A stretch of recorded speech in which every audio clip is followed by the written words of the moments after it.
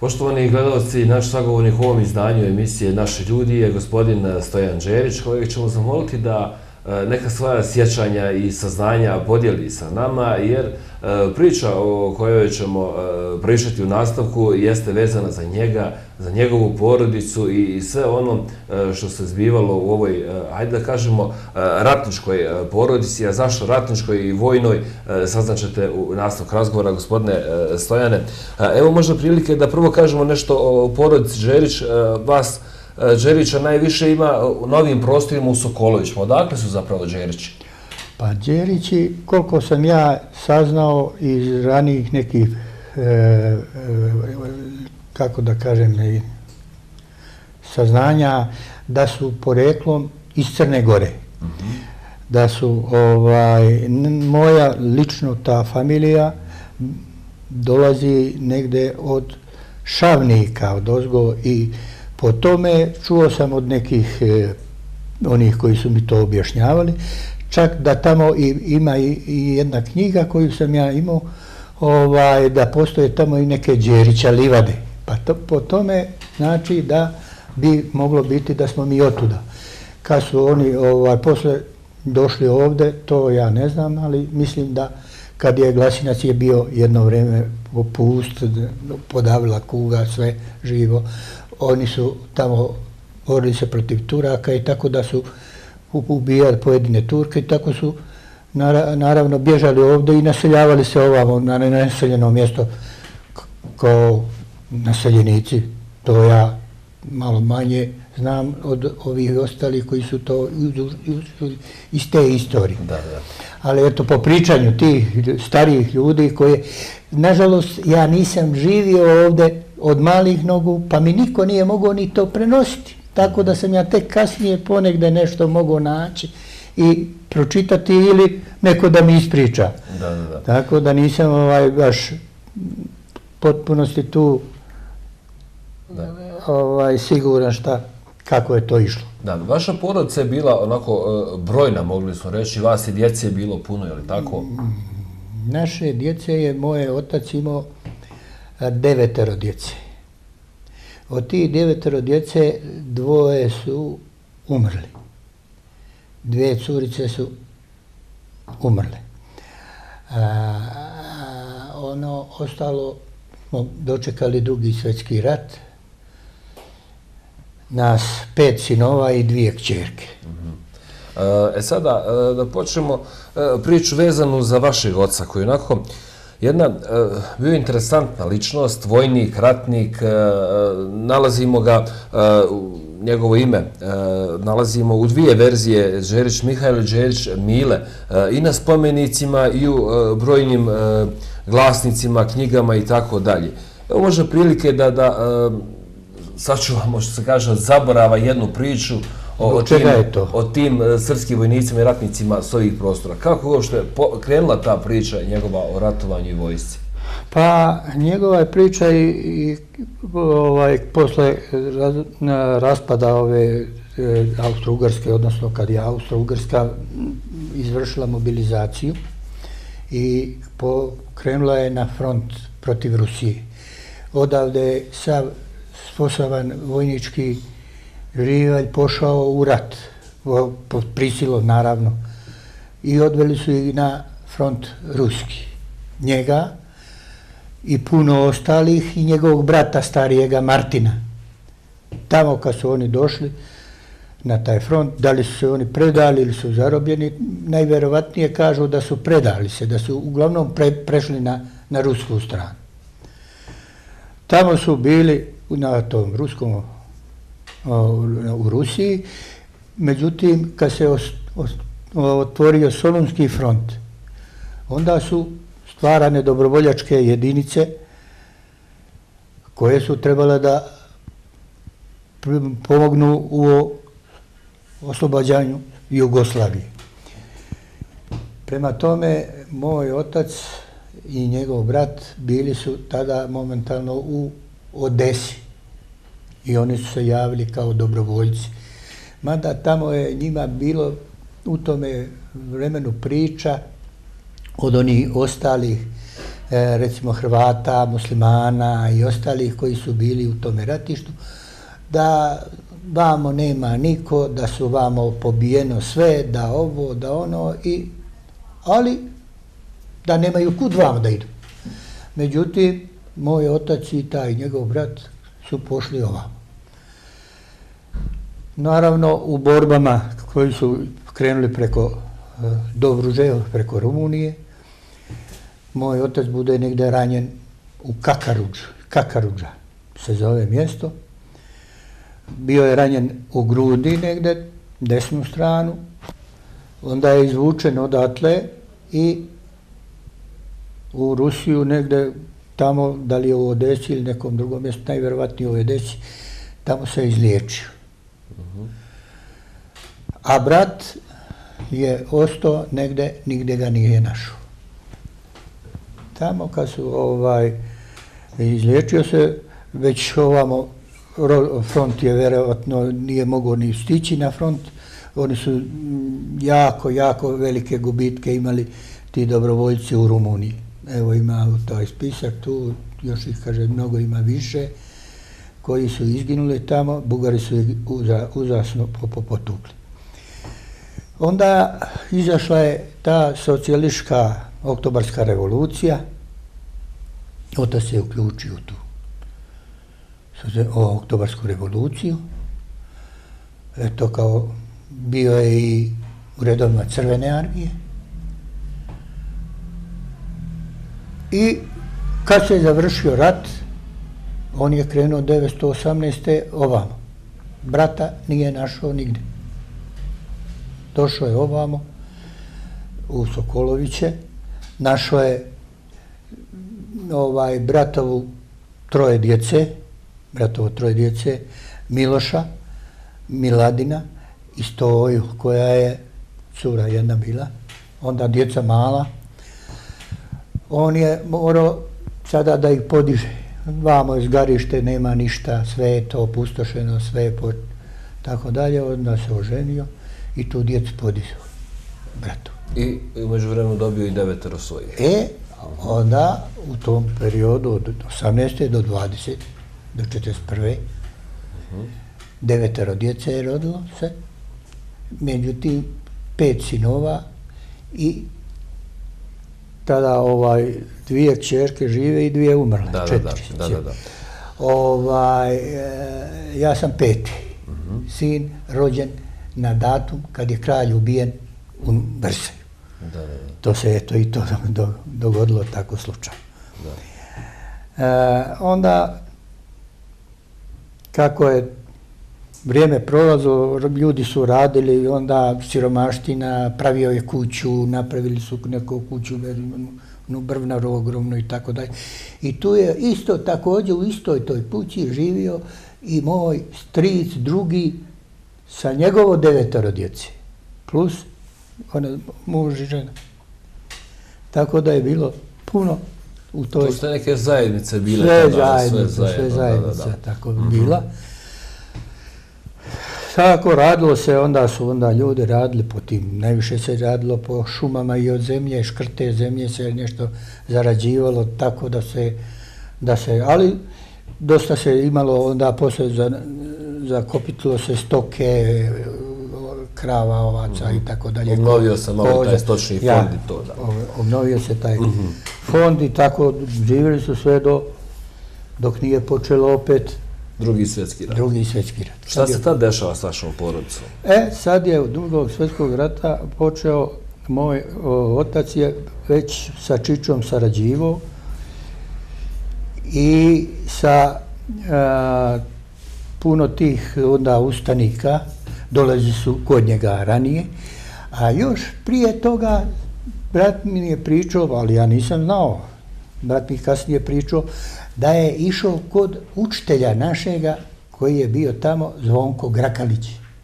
On je bio Hrvat, on je bio naš učitelj, učio i moga brata i moju braću i tako dalje, puno ih je učio, tih đaka tamo u Sokolovićima. I valjda su se isto dogovarali o tome kako će, šta će biti i tako. Međutim, diže se ustanak, došli su tamo jednog dana u Žljebove kod Boška Đerića, došao je Čiča, došao je Tomo Manjkalo, došli su neki, i ne mogu ih ja sad sve ni... Kad kažete Čiča, da naši gledalci znaju riječ o Slaviši Vanje Čiča. Slaviša Vanje Čiča. A moga oca su zvali tada onda Brko. Najvjerovatnije 37. kad je bilo ona zabrana komunističke partije i tako dalje, da je on morao ime promijeniti. A prije toga je bio i proganjan od strane vlasti, zatvaran, pogotovo našto, kaže, kad su bili izbori. To sam tako čuo od starog Mitra Vitomira, toga naše komšiju koji je i rođak nam, tu neposredno blizu naše kuće. Obično ja kad bi došao iz škole i tako dalje, volio sam istoriju i to, pa onda on bi pozvao mene da mu ja pričam nešto, a on meni uvijek potvrđivao, tako je to bilo, kad bi mu nešto ispričao tako od toga. I kažem, poslije toga dolazi do toga dizanja ustanka, u tome najprije bio dogovor dolje u Žljebovima, odnosno u Ovrču kod Boška Đerića. Tada su formirali prvu organizovanu jedinicu koja se zvala Kopitska četa. Kopitska četa, i tad su napali sutri dan trebali da napadnu te Žljebove. Međutim, oni odu istog dana, a tatu pošalju, moga oca pošalju da zove druge ljude da se uključe u borbu. Da ih mobilizira. Ja, Krševe, pošto je on bio ugledan čovjek, stariji, tako dalje, u 44. godini poginuo. Da zove Obradoviće, Dobriloviće, Mačare i one ostale, da zove komšije. Protiv koga su oni bore tada u Žljebovima? U Žljebovima su ustaše bile, ustaše i žandari. Žandari su bili stara, žandarmerija bila. I govorimo o kojoj godini, to je već... 41. 41. To je bilo tačno tada negde, oni su u avgustu 41. A oni su 7. se dogovarali za taj napad na Žljebove. I trebali da napadnu 8. A oni su napali istog dana, tako da otac nije uspio pozvati one gore, ostale, i kad su napali, normalno nisu bili dobro ni naoružani, napali su na tu kasarnu, a ustaše bile dobro naoružani, imali dobro naoružanje, vrate ih nazad u Kopito, u Čilušu, zvano to brdo, šumu. A moj otac, pošto je bio otišao tamo da zove ove ostale, čuo je da se borba vodi dolje i kaže, prevarili su me. Pa ti je onda doletio kući, uzeo pušku i rekao ženi, mojoj majci, njegovoj ženi, kaže, joj, otišao su mi, kaže, gore djeca, nijedan nije služio vojske, izginući. Pošto su oni napali Žljebove, oni su se povukli, a moj otac, i ne znam koji je, neki Petar Živković, toga nikad nisam saznao, jer ja sam sad skoro došao tu, pa ne mogu tato sve saznao. Petar Živković, njih dvojica krenu prema napadu na Žljebove. I sada su oni, pošto su ove odbili, i podaleko od kasarne, oni su došli njima, moj otac i taj Živković, iza leđa. Ustaše su se okrenule na njih, tu su ih oba dva masakrirali, prvo i ranili, prvo pogine Živković, pa onda pričali su oni ljudi koji su tamo, onda moj otac bude ranjen, još, kaže, podigao nekoliko puta, kaže da gađa, međutim još su ga dotrčali do njega i izboli ga noževima, svega ga isekli. Kod njega su sva bila dokumenta i tako. Posle su ih svukli za noge i dole na cestu i kazali onim seljacima, eno, kaže, gore one džukele, kaže tamo, odnite, zakopajte. Onda tu je on ležao negdje jedno 5-6 dana, ne znam nija koliko, oba dva su ležali u toj odmah dole blizu gdje su ih gubili. Po noći su moja braća Stevo, Ljubomir i Miloš otišli da uzmu tijelo. Da iskopaju tijelo po noći, iskopali tijelo i donijeli su po noći i sahranili u groblje naše. A 7. a nisam vam ispričao, 7. avgusta je poginuo Miladin, odnosno 5. avgusta na Ilindan. Pogine Milošov brat, Martinov sin, na Kovačici iznad sela Mandre. Jer su ustaše pošle da osvoje stanicu, odnosno opštinu.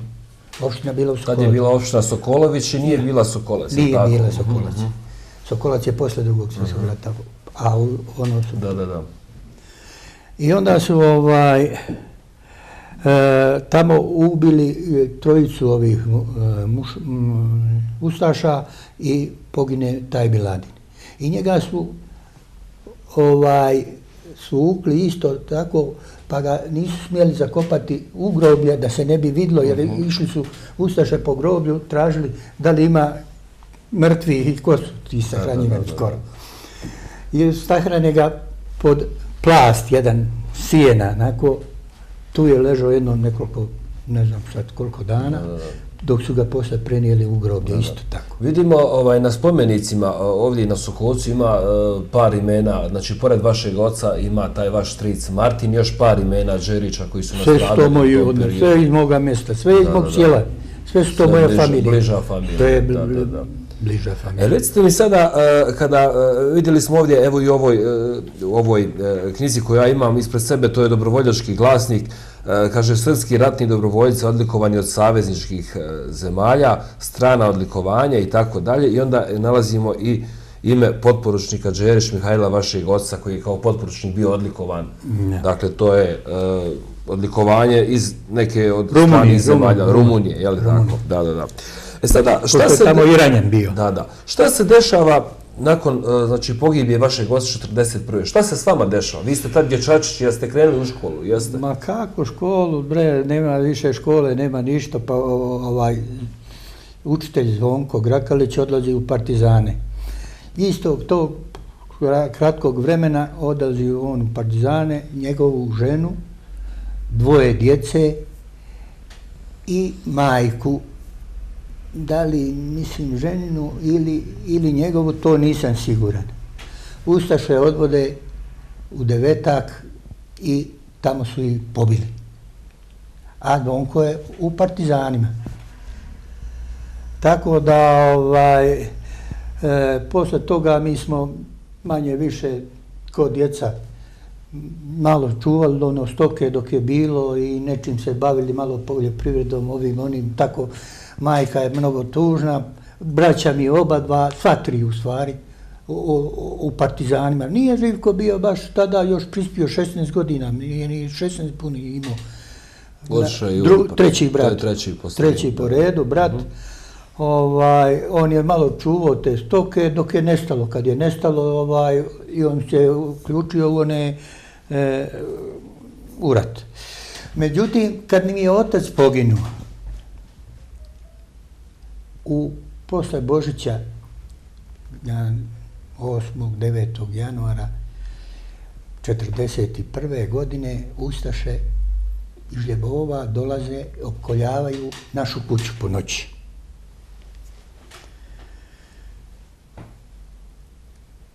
Opkoljavaju našu kuću po noći, tu smo mi svi.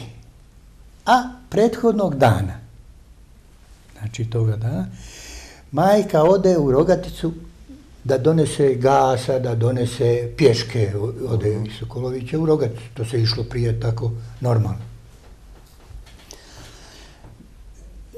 pošto je neke bonove dobila i pare dobila od oca, kao ono dobrovoljačko, imala je nešto tih para, pa ko veli da to iskoristi, da nešto donese, na leđima da donese, nema šta tu. Noći u Zakon, kod sestričine Zakon, to je kod Rogačice jedno mjesto, vraćajući se, otišla se na udan, pa se vraća, ali ne može se vratiti, pa onda... A baš u te noći, moja je kuća opkoljena i ja kao dijete, sjećam se dobro, male su one kuće seljačke, mali prozori, škripi nešto ujutru, cih zore. Šta je? Pričaju, opkoljeni smo, opkoljeni. Što ja znam šta su opkoljeni? Čekaju zoru. Kad se ujutru rasvanulo, oni lupanje vrata, uhvate Ljubomira i Živka. Braću vaš? Moju braću. Nas ostaviše, mamo, povezaše i odveše u Žljebove.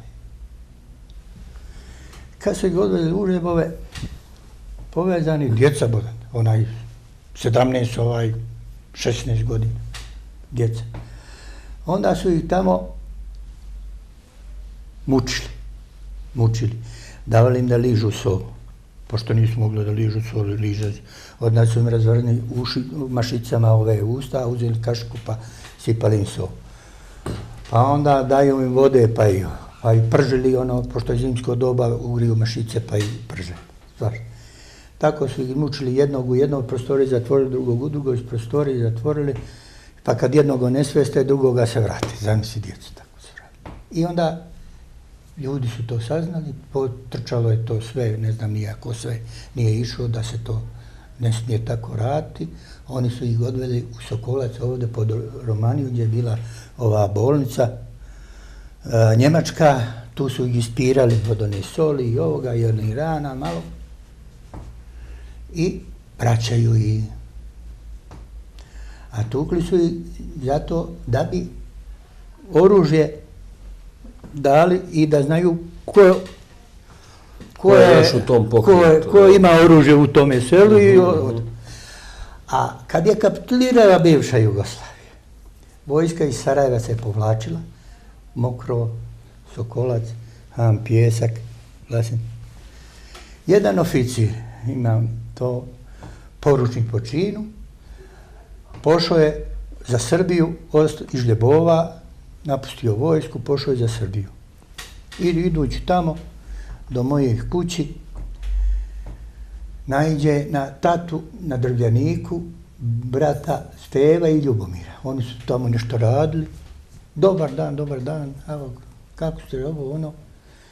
Tata, kako ste vi, gospodin poručniče, ti toga znaš, znate u vojsku i to.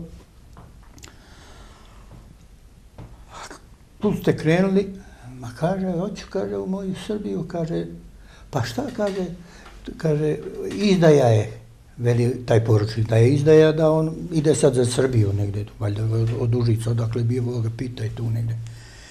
Nego, znate šta kaže, da mi dadnete, kaže, da se presvučem.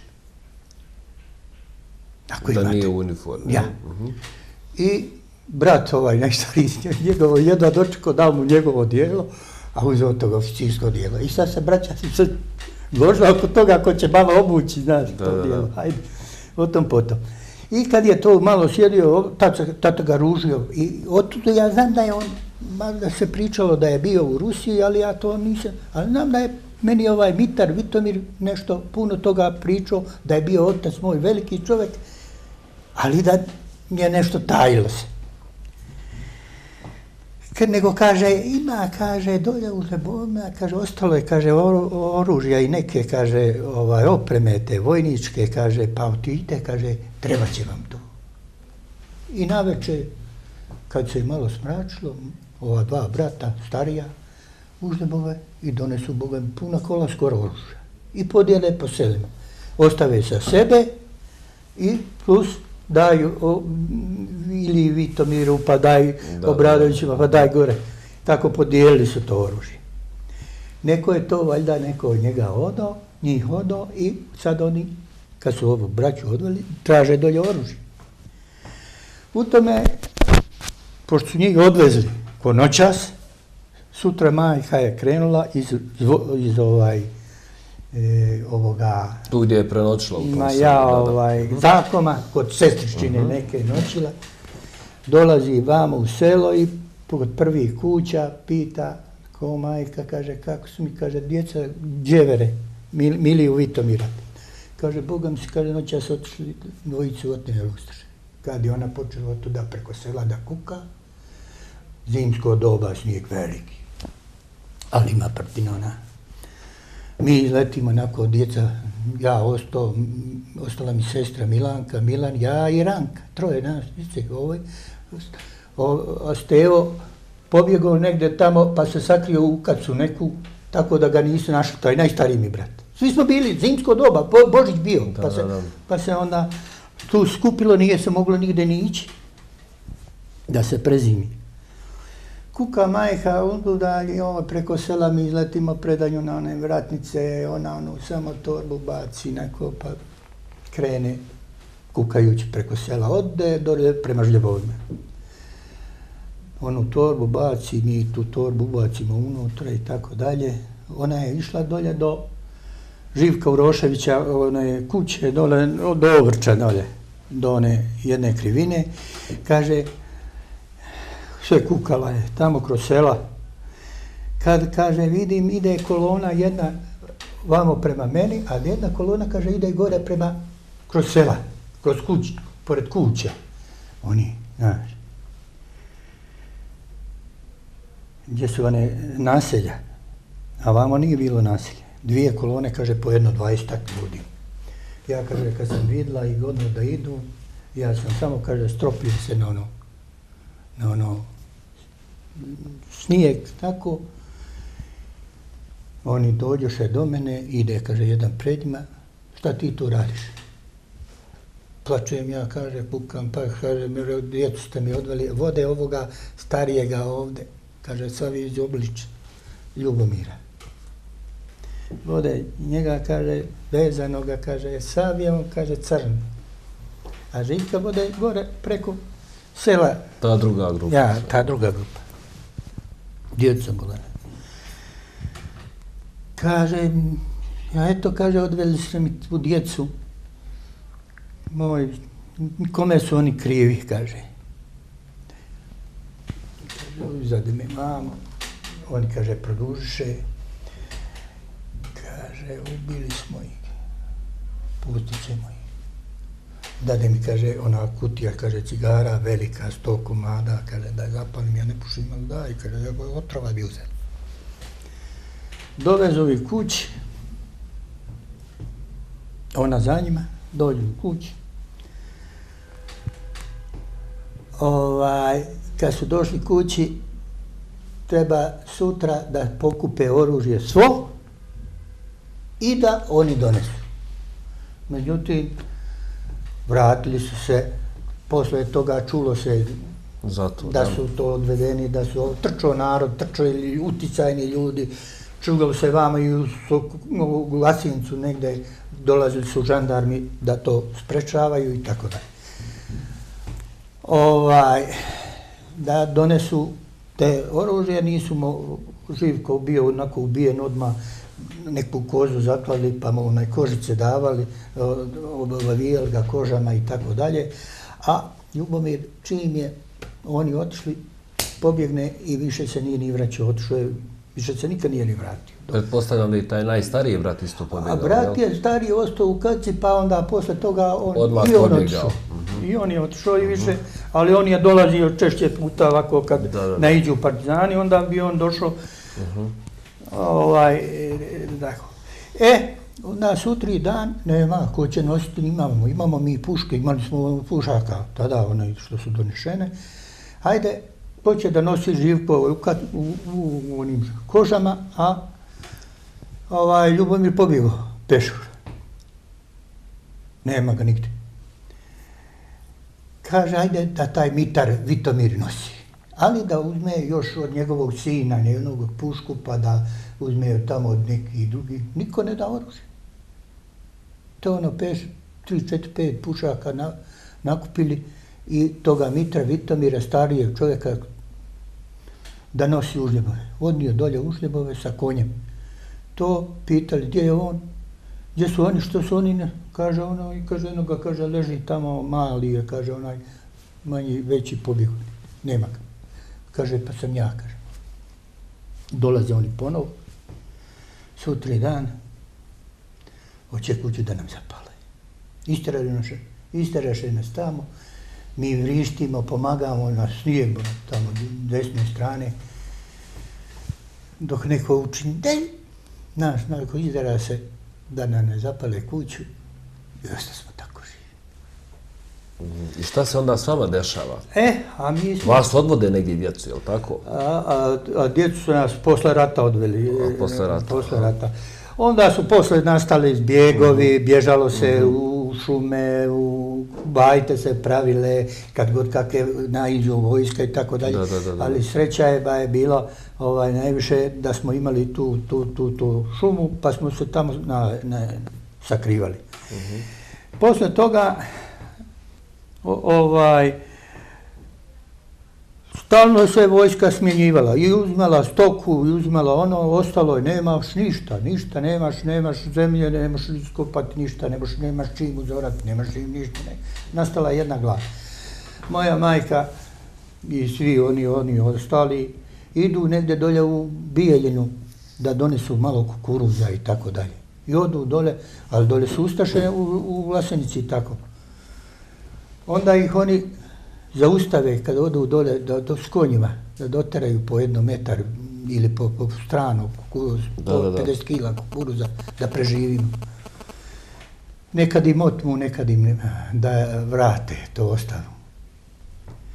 Tako da se živjelo vrlo teško čitav rat.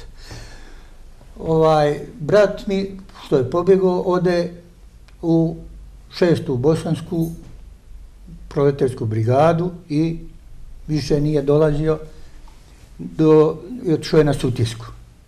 Na Sutjesi bude ranjen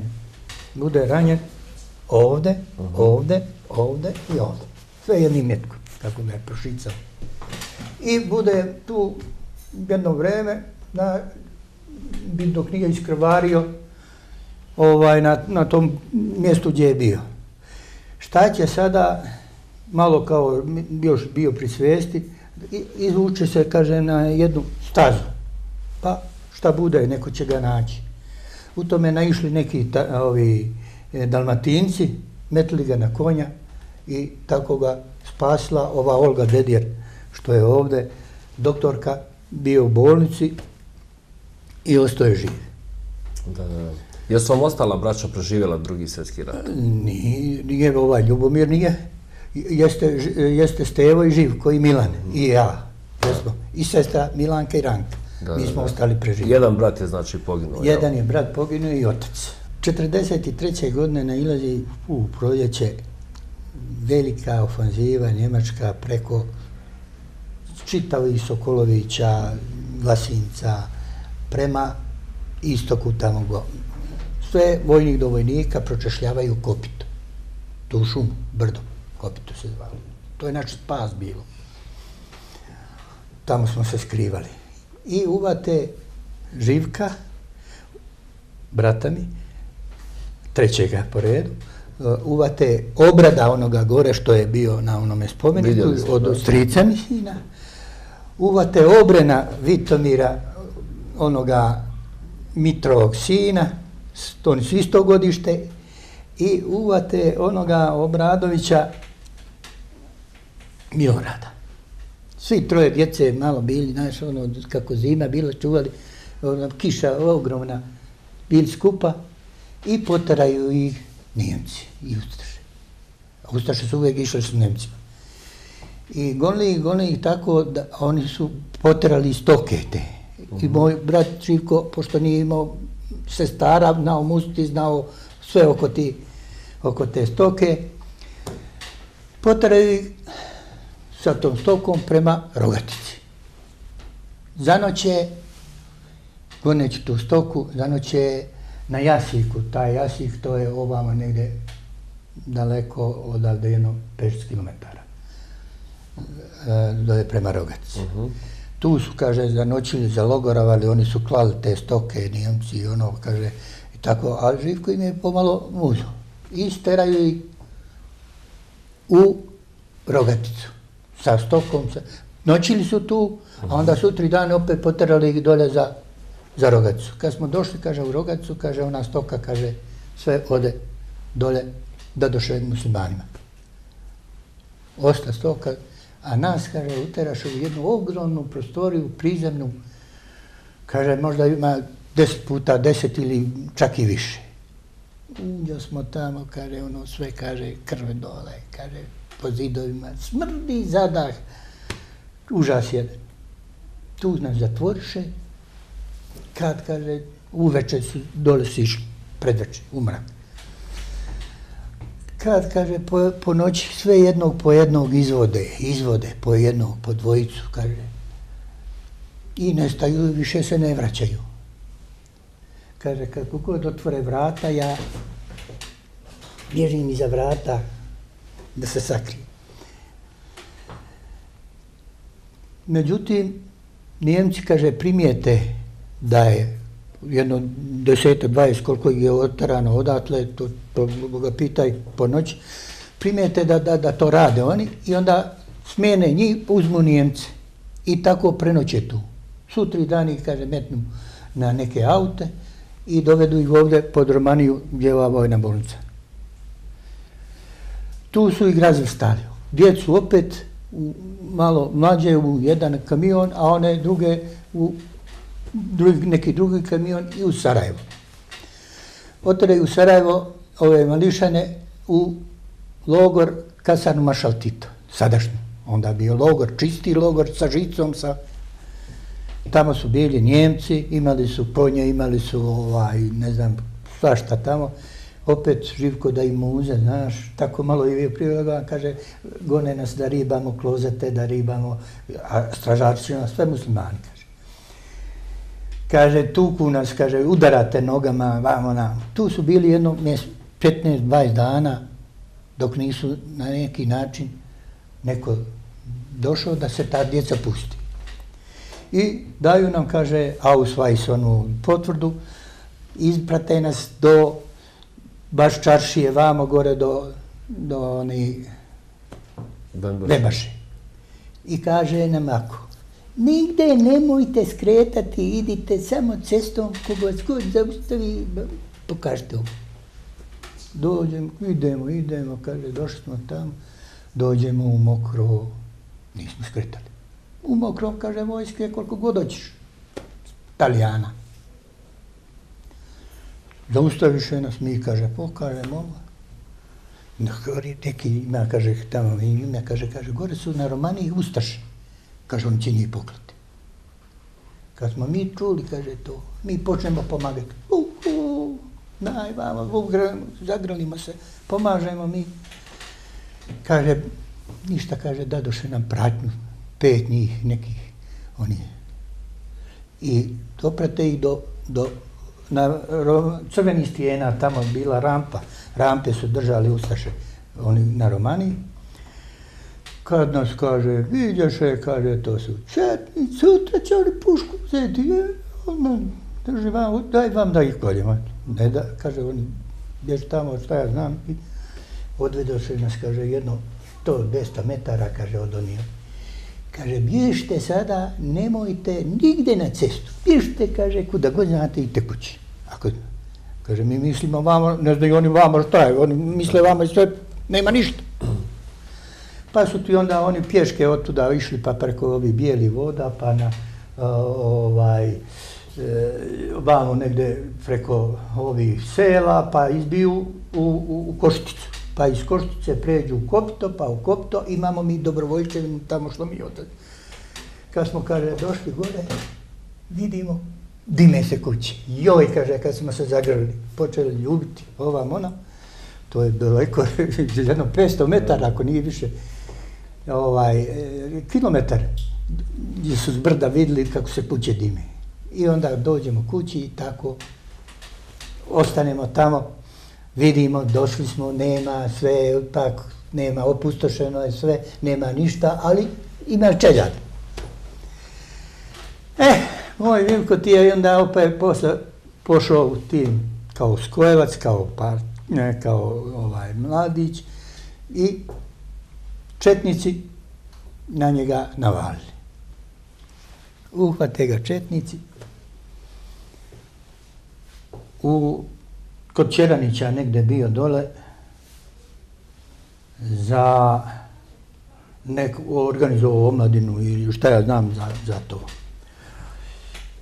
I uhvate ga komšije. Miloš Malović bio četnik i uhvate ga tamo i dovedu ga u selišta, tamo, ta selo, odakle taj. I dovedu me, kaže, zavežu me za jasle. Kao goveče. Zavežu me ruke i zavežu me za jasle. I kaže, oni tamo sjede, kaže, piju vamo, namo, vesele se i povremeno, kaže, gledaju ovamo. Međutim, od tog četnika, Miloša, sin, malo ko moj Živko, tolike star, ode, ukrade tu pušku Živkovu i dođe i odveže ga.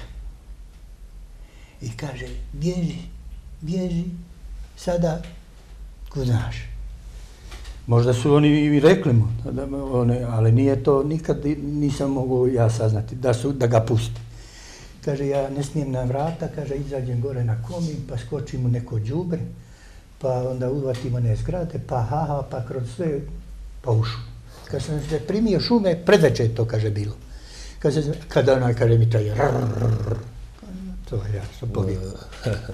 Dobro, sada, gospodine Stojane, vi ste vojno lice u penziji. Da. Kako je došlo do toga, evo, mislim, pretpostavljam ima tu genetike, evo, od pokojnog vašeg oca, pa evo i braće koji su bili ratnici i sve to. Pretpostavljam da je tako išla i vaša priča da se probudilo da budete vojnik, da se školujete u vojnoj školi. Šta je bilo presudno da završite u vojnoj školi? Presudno beda. Nisam imao ni odakle da se školujem, nisam imao ko da me vodi, nisam imao ništa, ni odeće, ništa nisam imao.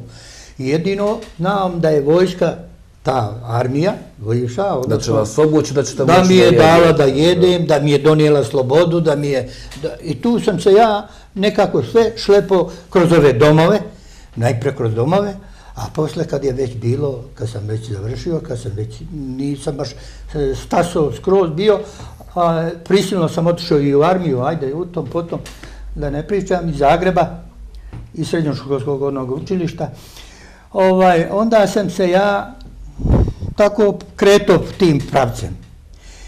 I kažem da sam, kad sam bio u tom srednjoškolskom vojnom učilištu Ivan Milutinović u Zagrebu, mi smo imali profesore sve one zagrebačke, a oficire smo imali vaspitače.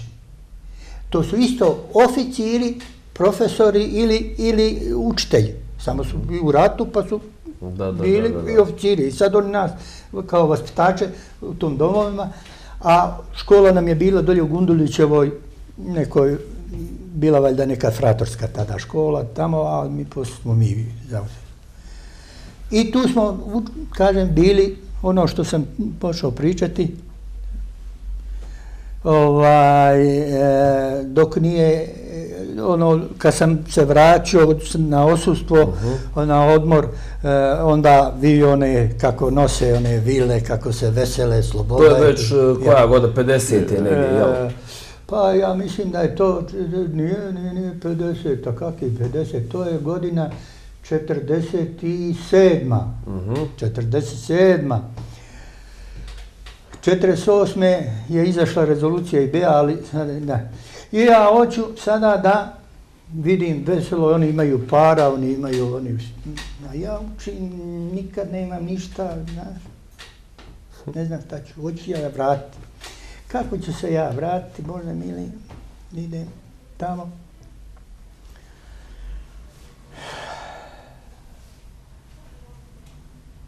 Počnemo štrajkovati, nećemo u školu. Počnemo štrajkovati, ne ja, nego još neki Dalmatinci, neki Ličani, neki.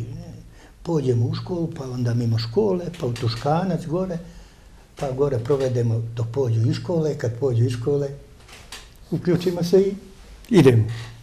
Međutim, otkrče nas, pokazaše, ne dolaze u školu, šta je s ovim? Počeše nas zatvarati u neke kancelarije tamo, vamo, namo. U školu. Ajde, idemo u školu. Izađe rezolucija i B. Šta je to? Ne znamo mi, što je rezolucija B. Dođeš iz komande armije, pete, neki generali, pukovnici, drže nama predavanja. Šta je Rusija, pogledaj se, Staljin, ne. Šta ja znam šta je to? Ne. Da. Ele, morat ćemo da idemo u akademije.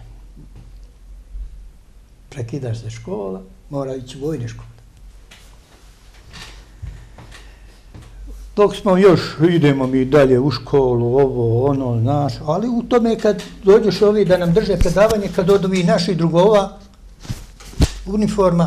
uniforma oficirska, činovi su odlikovanja, đaci. A to su bili đaci koji su bili učesnici u ratu, pa su sada došli da dovrše 7., 8. ili tako dalje razred. Među njima bio je i Stipe Šuvare. Među tim. Bio jedan Livada, poručnik. Bio Kevdija Stevo, potporučnik. Bilo, sjećam se njih, ovako, u Bukoše uniformu, kad je držao onaj general, ko su ti IB-ovci, šta je to, IB i ovamo. U tome periodu dolazi nam 18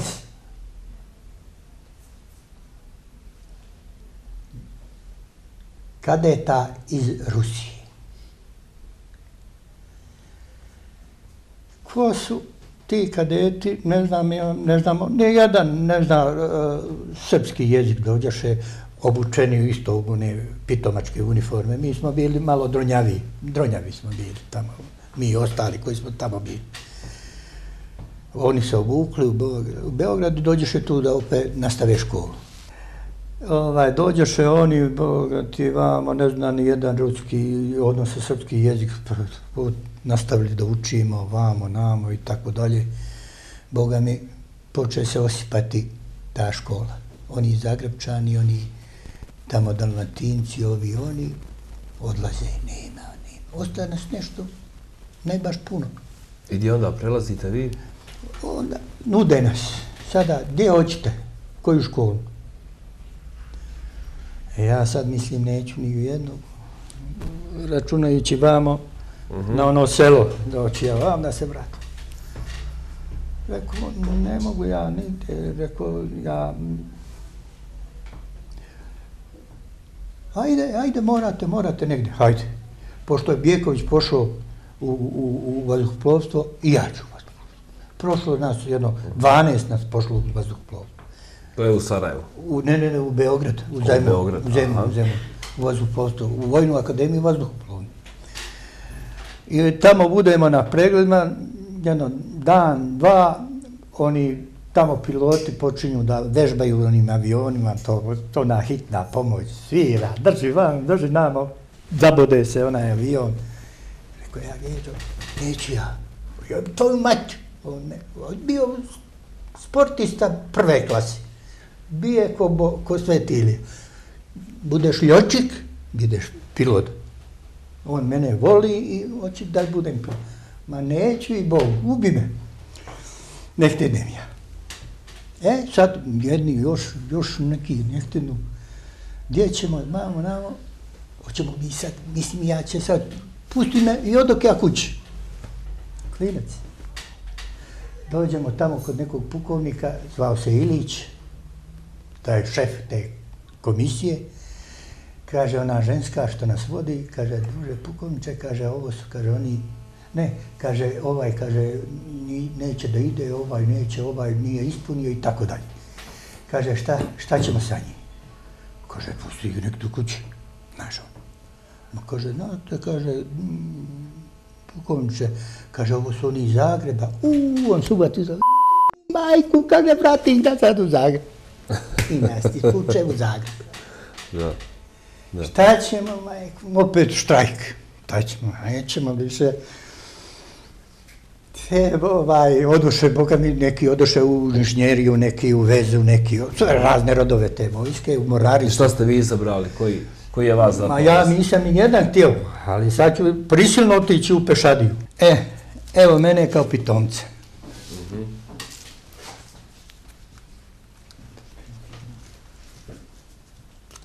Zadnja godina. To je godina koja? 52. 52. Bijaše jedan ogroman kazan dolje gdje smo mi jeli, ako nastrešnica jedna, tamo smo se hranili. I neko noć mene probudi od onih mojih djece, moje komšija, Stojane, hoćeš li jesti? Čuj, hoću li jesti? Svako doba hoću da jedem. Mi smo večerali, pa smo išli spavati, a negdje oko ponoći, mene sad neko zove, hoćeš jesti? Hoću, kako da ne. Iz kreveta vodimo dolje, kad oko tog kazana, to je nastrešnica, 20 riba. Ostalo hrane od večere u tim kazanima, pa neko je prošnio to, pa sad to ima ostalo dolje, treba jesti. I kad dođeš dole, nemaš, tamo samo kašike i onaj kazan dole dubok. I ajde sad kad ćeš ti doći na red da zahvatiš te kaše. Kaša bila neka pirinač, ne znam, krompir, ne znam nešto, kaša sam bila. I kako smo mi, to je mršavo jedno, nema šta da vidiš. Sirotinja, što da rekli. Mršavo, nema kosti, koža. Nagnem se ja, da uzmem kašku, nagnem se ja dole, da zahvatim, ne znam koji, 10 je prije mene više zahvaćalo. Pa kako jedan zahvati, ne može drugi. Objesim se, ali ne mogu noge dolje da stanu, toliko je više kazan na zemlji. Onaj pođe da, ja još pošao, nisam izvadio se, on pošao da, on uzme pa me gurne dolje. I upadnete u kazan. Uši, nos, sve je to puno, kaše, kosa, izvadiše i počeše tamo da me vode da perem se, da se perem, ali ne smiješ noću, čuje se, ima ona česma. Znači, bilo se i gladno, i golo, i boso, i sve, ali Bogu hvala, vi ste završili tu vojnu školu, sve. I gdje onda posle vojne škole, gdje dolazite, gdje vam je prva ta neka služba? Prva mi je bila Titograd, Podgorica, Tuzi. Dobro, i kako se dalje kreće, gdje ste bili ovako? Pa onda posle toga odlazim iz Titograda u Sarajevo, pa onda odatle odlazim u Beograd na školovanje, pa onda odatle odlazim u Osijek, pa iz Osijeka odlazim u Doboj, pa iz Doboja na granicu Slovenačku, Gorica, Nova Gorica, Gorička brda, pa onda odatle se vraćam opet u Doboj, pa iz Doboja u Derventu, pa iz Dervente u Sarajevo, pa iz Sarajeva tu budem nastavnik fizičkog vaspitanja. Da, umeđu vremenu ste završili taj, za fizičko vaspitanje, taj vojni DIF, jel tako? Ja, evo imam slike. To je to što ste rekli da ste išli u Beogradu školovanje. Ja, imam slike ovdje. Dobro. Pa onda posle toga češka situacija, a mene sa punom ratnom opremom u Negotinu, Timočku krajinu. Tamo budem jednu godinu dana, poslije se opet vratim otuda. Vratim se u Sarajevo. Poslije toga odem u komandu armije. Poslije toga opet odem na Višu vojnu akademiju. I posle te Više vojne akademije dođem, bude opet 4 godine u komandi armije, referent za fizičku kulturu. Posle toga odem u Han Pjesak za komandanta, 4 godine bije komandant brigade, one 20. romaninske, odnosno vojne pošte 16. I onda sam se vratio u Sarajevo i tu sam se i penzio. Da, tu ste otišli u penziju. Kad ste otišli u penziju? 87. 87. godine i ostali se da živite u Sarajevu sve do početka rata, jel' Jeste. tako? Sad, ali evo, interesantno je, puno je tih dogodovština, trebalo bi nam dosta emisija da bi ispričali to sve, ali evo jedna zanimljivost vezana za taj, znači, osim što ste bili komandir u vojsci, radili sve to i predavali fizičko i tako dalje, bili ste i model za vojnu opremu neku, je li tako? Pa jesam, na neki način. Imao sam ja, vojna uniforma se šivala u Sarajevu, u tim vojno trgovačko preduzeće se zvalo. Pa onda kad bi šivali uniforme, onda su uzimali mjere moje i davali tako dalje. Da. Interesantno. U međuvremenu, naravno, nismo pričali o porodici, oženili ste se, dobili ste 2 djece, sina i kćerku. Je li tako? 4 unučadi je tu. Kako provodite penzionerske dane danas? Šta da kažem, što se tiče onako kao ja primam penziju iz Srbije. Penzioner sam srbijanski. Živim dobro, ako bi se moglo kazati, ali tužan sam što nemam unučadi, što nemam... Ja sam čitav život živio odvojeno od moje porodice. 15,5 godina sam živio odvojeno od prvim godinama braka. 15,5 godina. Naravno, nisam odvojeno od porodice. Naravno, nisam sve u jednom dahu. Onda 2 godine, onda 3, onda 1, onda 15,5 godina. A da ne dođe do zabune, da za njih gledalci što vam se radi, sin i 3 unučadi su u Australiji, je li tako, a kćerka i njeno dijete su na ovim prostorima. Da. Sada, recite mi, ovo mi je interesantno, ova priča koju smo mi ispričali, znači istorija jedne porodice, jednog vremena pred Drugi svjetski rat, šta je preživjela vaša porodica, to i dalje vas interesuje. I dalje radite na neki način na istraživanju toga šta se desilo? Pa pokušavam nešto, ali nemam sagovornika, nemam ovoga, kako da kažem, svedoka koji je učesnik toga i tako dalje. Već te generacije nisu već među nama. Bio mi je brat Stevo, umro je pre 5 godina gore u Beogradu, ali kad dođem kod njega malo smo ovako više neke druge stvari pričali. Vi ste i arhive pregledavali, je li tako? Ja što sam čitavo vreme sam ja tražio oca, evo vidiš gdje sam ga našao, pa imao kolege gore u vojnoj arhivi, pa svugdje tražio, ali nisam mogao naći dok nisam saznao.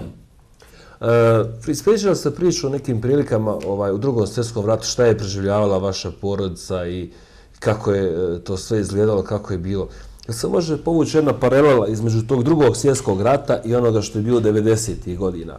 Jesu li se uveliko razlikovali ti sukobi, osim što je ovamo bio poznat neprijatelj Njemačka i domaći ovi neki ustaše koje ste pominjali, koliko se razlikovao ovaj rat od onoga kojeg vi pamtite? Mnogo se razlikovao iz razloga toga što se ovdje bilo jedno. A u onome ratu našeme bili su četnici, partizani, ustaše, Njemci i ostalo. A sad se znalo ko su. Ovdje su bili ovi neprijatelji. Evo i za kraj jedno pitanje. Da li ste se ikada pokali što je vojna služba bila vaš profesionalni poziv? Jesam. Zbog te odvojenosti porodice? Zbog toga što nisam postigao ono što sam mislio. A šta je to? Ja sam mislio da ću biti general. Najmanje. I bio bi. Da mi nije bilo smuče.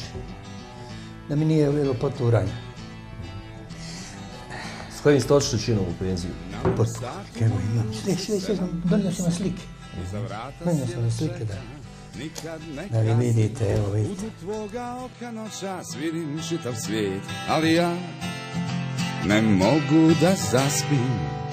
U praznoj sobi mrak je prestao da diše, ne čuje više srce ni sad. Pukovniku opet nema ko da piše, ni poslednje zbogom, ni poziv u rat.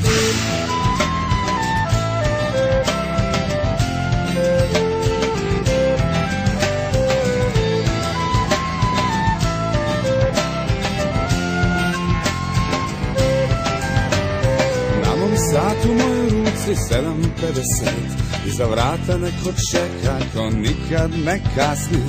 U dnu tvoga oka noćas vidim čitav svijet, ali ja ne mogu da zaspim. U praznoj sobi mrak je prestao da diše, ne čuje više ni srce ni sat. Pukovniku opet nema ko da piše ni poslednje zbogom, ni poziv u rat.